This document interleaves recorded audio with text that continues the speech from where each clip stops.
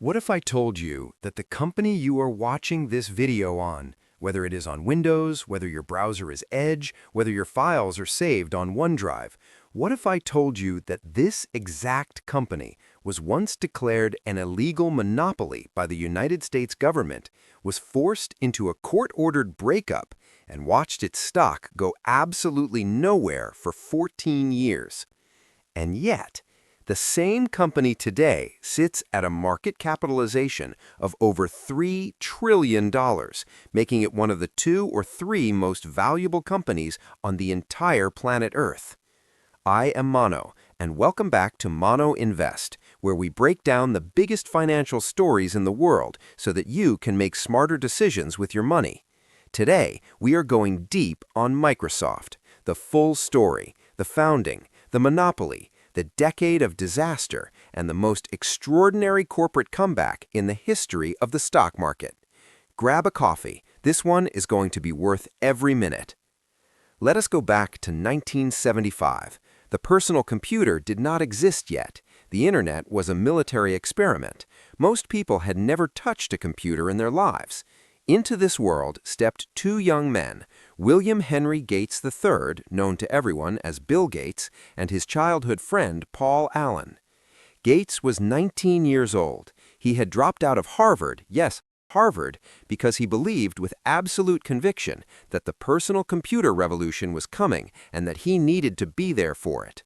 Paul Allen had been his partner in crime since they were teenagers at Lakeside School in Seattle, where they used to sneak into the school's computer lab late at night to teach themselves programming.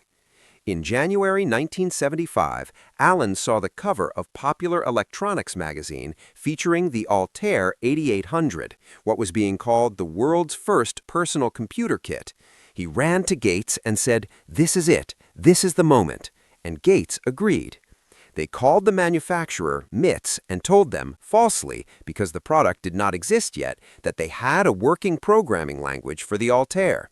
They then spent the next 8 weeks in a frantic sprint to actually build it. When Allen flew to Albuquerque to demonstrate it to MITS in March 1975, it was literally the first time it had ever been run on a real Altair, and it worked perfectly. That was the beginning.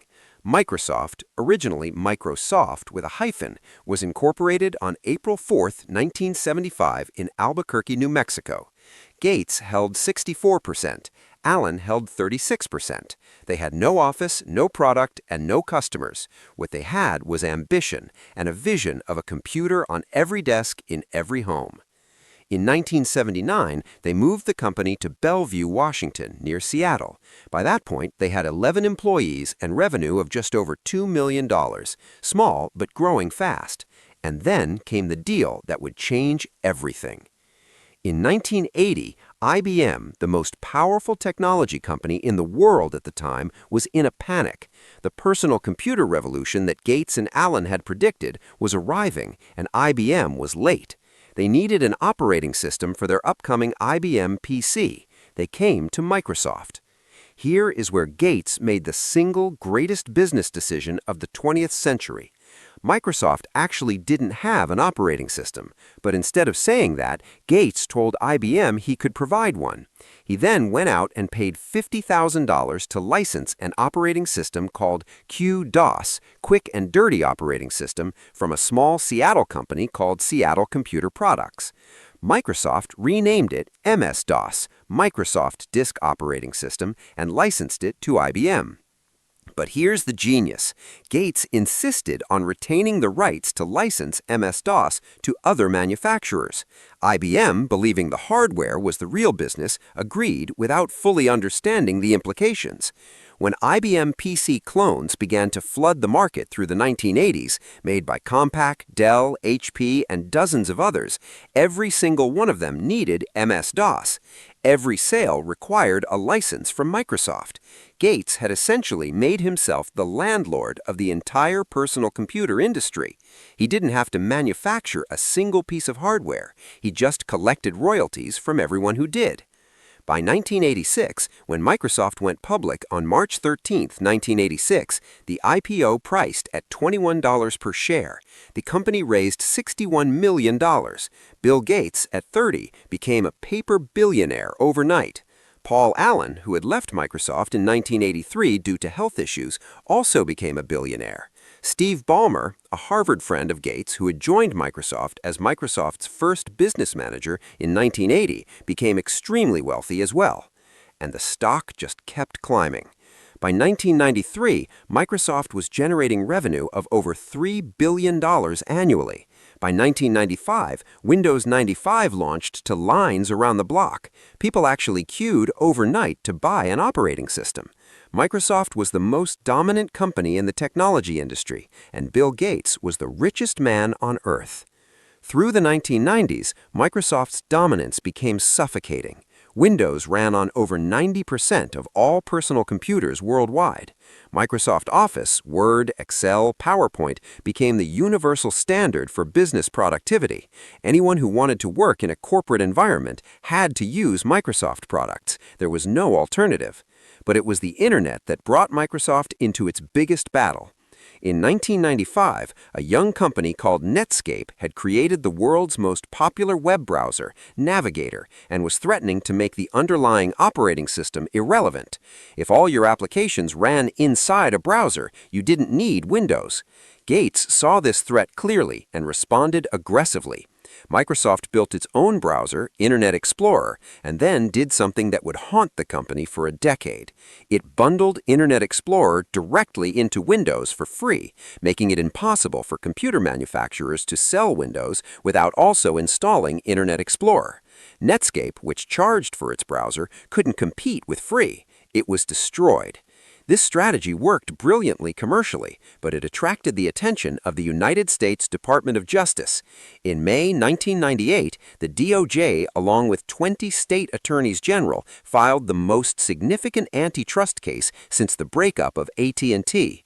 The government argued that Microsoft was an illegal monopoly that was using its dominance in operating systems to crush competition in other markets. The trial ran for 2 years. Judge Thomas Penfield Jackson presided over it, and in November 1999, issued his finding of fact, ruling that Microsoft had indeed maintained its monopoly through anti-competitive means. In June 2000, he ordered the company to be broken up into 2 separate companies, one selling Windows, one selling other software. For a moment, it looked like Microsoft could be destroyed by its own government. The stock, which had peaked at just under $60 per share on a split-adjusted basis in late 1999, adjusted for splits, began to fall hard. The tech bubble was also bursting at the same time. From its peak in December 1999 to its trough in 2002, Microsoft's stock fell nearly 65%. Shareholders lost hundreds of billions of dollars in value. The breakup order was ultimately reversed on appeal in 2001, and Microsoft reached a settlement with the DOJ, agreeing to share its application programming interfaces with third-party companies. The company survived, but the damage was done, not just financially, but culturally. The hunger was gone, the fear was gone, and a much more dangerous decade was about to begin. In January 2000, Bill Gates stepped down as CEO and handed the reins to Steve Ballmer. Ballmer was brilliant, a Harvard MBA, a ferocious competitor, a legendary salesman. He could motivate a room full of people like nobody else. I'm sure many of you have seen the video of him running across a stage screaming at the top of his lungs. That energy was real. But Ballmer's Microsoft missed every major technology transition of the following decade, and I mean every single one. Mobile phones. When Apple launched the iPhone in 2007, Ballmer went on national television and laughed. He literally laughed. He said, and I'm paraphrasing here, that a $500 phone with no keyboard had absolutely no chance in the business market. Within 5 years, the iPhone had generated more annual revenue by itself than all of Microsoft.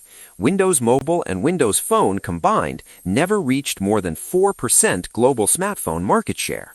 Search engines. Microsoft launched Bing in 2009 to compete with Google.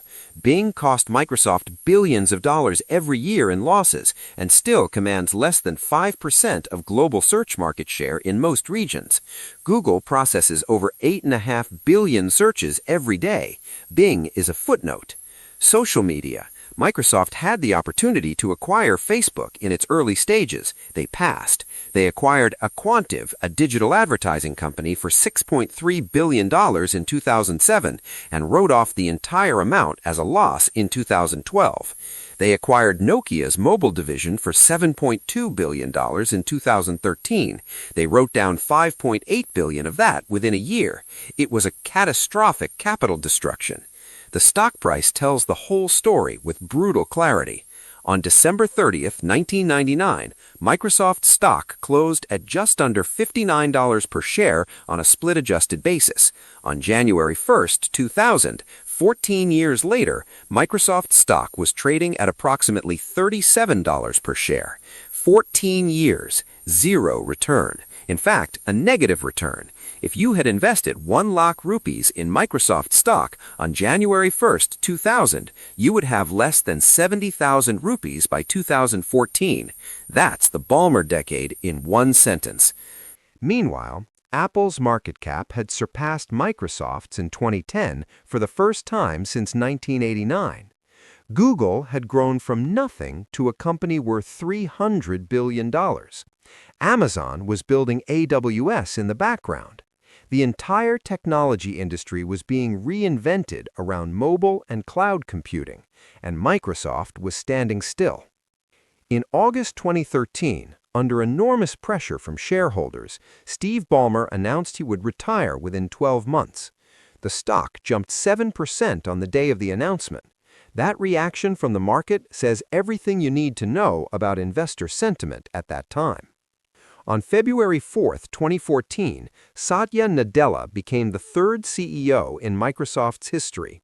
He was 46 years old, born in Hyderabad, India, a cricket lover, and a deeply thoughtful leader who had spent 22 years inside Microsoft building its cloud infrastructure. He was not the flashiest choice. He was not a famous Silicon Valley name, but he was exactly what Microsoft needed. On his very first day as CEO, Nadella sent an email to all Microsoft employees. In it, he wrote words that would define the transformation to come. He wrote about the company's soul, about empathy, about learning, about a growth mindset. This was not the language of the Ballmer era. This was something different. Nadella made 3 strategic decisions that together constitute one of the greatest corporate turnarounds in modern business history. First, cloud first, mobile first. Nadella declared that Microsoft's future was in cloud computing, specifically in Microsoft Azure, the cloud platform that competed with Amazon Web Services. He moved resources, talent, and executive attention to Azure at an unprecedented pace. Azure's revenue in fiscal year 2024 was tiny. By fiscal year 2024, Azure had grown to over $105 billion in annual revenue. It is now the second largest cloud platform in the world, behind AWS. Second, open source and partnerships. This is where Nadella was most radical. He reversed decades of Microsoft culture and embraced open source software. Microsoft became one of the largest contributors to GitHub, and then, in 2018, bought GitHub itself for $7.5 billion. He made Microsoft Office available on Apple's iPhone and iPad. He partnered with Linux, the operating system Microsoft had once called a cancer. He put Microsoft on Android devices. The old Microsoft would never have done any of this. The new Microsoft did all of it. Third, strategic acquisitions. Under Nadella, Microsoft made a series of acquisitions that would reshape its business completely. In 2016, he acquired LinkedIn, the world's largest professional networking platform, for $26.2 billion. At the time, many analysts questioned the price.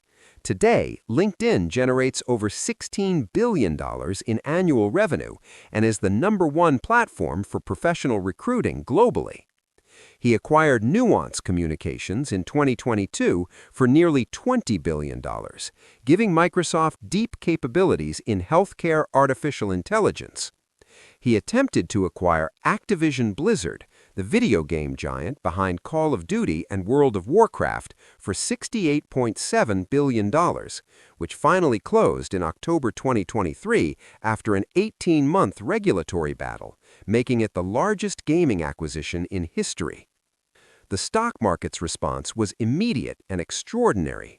Microsoft stock went from approximately $40 when Nadella took over in early 2014 to over $300 by early 2020, a gain of over 650% in just 6 years. This was not a startup. This was one of the largest companies on earth growing like a startup. Now we come to the chapter that is still being written, the chapter that may define Microsoft's next 50 years. In 2019, Microsoft made an initial investment of $1 billion into a then little-known artificial intelligence research company called OpenAI, co-founded by Sam Altman and several others, including, at the time, Elon Musk. The deal gave Microsoft exclusive cloud computing rights for OpenAI's technology through Azure. Then, in January 2023, Microsoft deepened its commitment with a follow-on investment that brought its total stake in OpenAI to approximately $13 billion. This investment gave Microsoft a reported 49% share of OpenAI's profits up to a certain cap. On November 30, 2022, OpenAI had launched ChatGPT, an artificial intelligence chatbot that could write essays, code software, summarize documents, and hold human-like conversations. ChatGPT reached 1 million users in 5 days. It reached 100 million users in 2 months. It was the fastest-growing consumer application in history. And Microsoft owned the infrastructure underneath it. Every ChatGPT query runs on Microsoft Azure. Every enterprise customer who wants to use OpenAI's technology through the API pays Microsoft for the compute power. Nadella's cloud bet had just become an AI goldmine. Microsoft moved with extraordinary speed to integrate artificial intelligence into its entire product ecosystem. It launched Microsoft Copilot, an AI assistant built directly into Microsoft 365, which means directly into Word, Excel, PowerPoint, Outlook, and Teams. For enterprise customers, Copilot costs $30 per user per month on top of existing Microsoft 365 subscriptions. With Microsoft 365 having 400 million paid seats, the potential revenue from Copilot adoption is staggering. GitHub Copilot, the AI coding assistant, passed 1 million paid subscribers in 2023 and is growing rapidly. Azure AI services revenue is growing at over 30% year over year. Bing, the search engine that had been a running joke for 15 years, gained significant market share after Microsoft integrated ChatGPT directly into it, making it the first AI-powered search engine available to the public at scale. In terms of the stock market, Microsoft's shares crossed the $1,000 per share level on a pre-split basis in 2023. The company's market capitalization briefly crossed $3 trillion for the first time in history in January 2024, actually overtaking Apple as the world's most valuable company. As of March 2026, Microsoft's market capitalization stands at approximately $3 trillion, with the stock trading in the range of $390 to $420 per share. For context, friends, when Satya Nadella became CEO in February 2014, Microsoft's market cap was approximately $300 billion. It is now $3 trillion. That is a 10 times increase in roughly 12 years. In absolute rupee terms, if you had invested 10 lakh rupees in Microsoft stock when Nadella took over, That investment would be worth approximately 1 crore rupees today.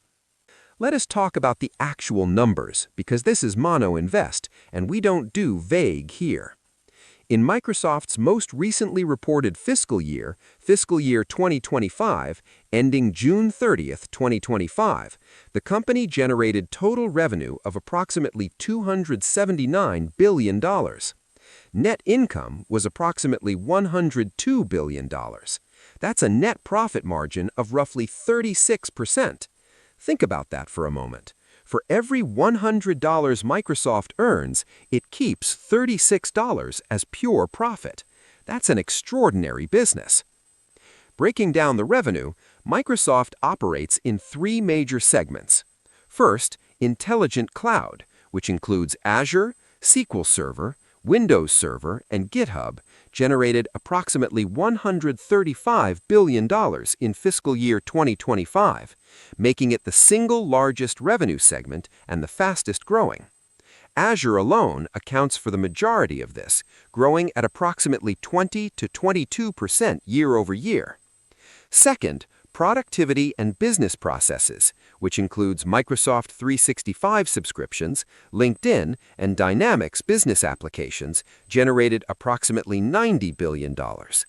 LinkedIn alone is approaching $20 billion in annual revenue, which means Microsoft's acquisition of it has been paid back several times. Third, More Personal Computing, which includes Windows licensing, Surface devices, Xbox gaming, and Bing advertising, generated approximately $54 billion. The addition of Activision Blizzard's gaming revenues into this segment is driving strong growth here as well. From a balance sheet perspective, Microsoft holds approximately $80 billion in cash and short-term investments. The company generates approximately $70 to $75 billion in free cash flow annually, which it uses to pay dividends, currently around $3 per share annually, and to execute stock buybacks. Microsoft has returned hundreds of billions of dollars to shareholders through buybacks over the past decade. The stock has delivered a total return, meaning price appreciation plus dividends, of approximately 1,500% since Satya Nadella took over. To put it another way, $1 invested in Microsoft in February 2014 is worth approximately $16 today. Very few companies of this size have delivered this kind of return. Now, I want to be very clear with you, as I always am on this channel. Microsoft is an extraordinary business, but it is not without real risks. And as investors, or as people learning to think like investors, we must always look at both sides. First, the valuation. At $3 trillion, Microsoft trades at a price-to-earnings ratio of approximately 30 to 33 times forward earnings. This is not cheap. This is a premium valuation that assumes continued strong growth in Azure and Copilot adoption. If AI spending slows, if enterprise budgets tighten, or if a competitor emerges with a better platform, that premium could compress rapidly, and the stock could fall significantly even if earnings remain stable. Second, the antitrust risk is back. The European Union has launched multiple investigations into Microsoft's bundling of Teams with Office, its acquisition of Activision, and its relationship with OpenAI. The U.S. Federal Trade Commission has also expressed concern about the concentration of AI capabilities in a handful of companies. This is the same playbook that almost broke Microsoft in 2000. It is not impossible that regulators could force significant changes to Microsoft's business model. Third, the OpenAI relationship is complicated. Microsoft's $13 billion investment does not give it full ownership of OpenAI. OpenAI is structured as a capped profit company with a non-profit parent. Sam Altman's goals for OpenAI do not necessarily align perfectly with Microsoft's commercial interests. There have already been tensions. The dramatic events of November 2023, when the OpenAI board tried to fire Sam Altman and Microsoft had to intervene, demonstrated just how fragile this relationship can be. Fourth, competition in cloud is intensifying. Amazon Web Services still leads, with approximately 31% market share. Google Cloud is growing aggressively. Both are investing billions in AI infrastructure. Microsoft Azure has strong momentum, but it is not guaranteed to maintain its current trajectory in a world where every major tech company is making similar bets. Let me bring it all together for you. Microsoft was founded in a garage with a stolen operating system and a teenager's dream. It became the most powerful technology company in the world by making Windows the universal language of personal computing. Then it was dragged into court, declared a monopoly, and watched helplessly as Apple, Google, and Amazon built the next generation of technology, while Microsoft stood paralyzed. For 14 years, from 2000 to 2014, Microsoft stock did nothing. The company that had been the most valuable in the world became a cautionary tale about complacency, about bureaucracy, and about the cost of missing technological transitions. And then Satya Nadella walked through the door, and he did something that very few leaders in history have been able to do. He changed the culture, changed the strategy, changed the direction, and changed the financial trajectory of a company with over 100,000 employees without breaking it apart. Azure is growing at over 20% annually. LinkedIn is the dominant professional platform on Earth. GitHub is the home of the world's code. Microsoft 365 is embedded in the working lives of hundreds of millions of people. And through OpenAI, Microsoft is positioned at the center of the artificial intelligence revolution that is redefining every industry. The monopoly that was almost broken up is now a $3 trillion empire. The stock that went nowhere for 14 years has returned over 1,500% in the 12 years since Nadella took over. The company that missed mobile, missed social, and missed search has not missed artificial intelligence. That is the story of Microsoft. It is a story about resilience, about the power of the right leader at the right moment, and about why, in the stock market, the greatest companies sometimes have to fall before they can rise to heights nobody imagined possible. I am Mano. This is MANO INVEST. If you learned something valuable today, please hit the like button. It genuinely helps this channel reach more people like you. Subscribe if you have not already, and hit the bell icon so you never miss a video. I post every day, covering the stories behind the world's greatest companies and the financial lessons they teach us. Until next time, invest smart, stay curious, and I will see you in the next video. Take care.